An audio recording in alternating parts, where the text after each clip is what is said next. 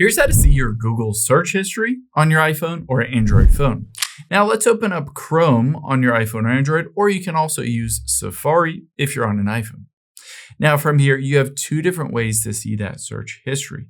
One is you can go to google.com, and if you tap on the search bar, sometimes it will show up with some searches, but it doesn't show up with all of the searches, and it doesn't give you the ability to delete them all across all time.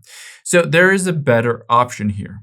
You can either tap on your profile at the very top and tap on Manage My Account, or you can just go directly to myaccount.google.com. After you've done that, you'll be able to see a screen that looks like this. Now, keep in mind, you need to do this for each account that you have for Google. This will only be for this one that you're logged in with. From here, tap on Data and Privacy towards the very top. And this will show you all of the data that Google gathers on you, including search, maps, YouTube, all of that stuff. So we need to filter down to just search. We can do that by scrolling down, tapping on Web and App Activity. And now from here, scrolling down and hit Manage All Web and App Activity. This will show you, again, everything. But on here, we can tap on the Filter option.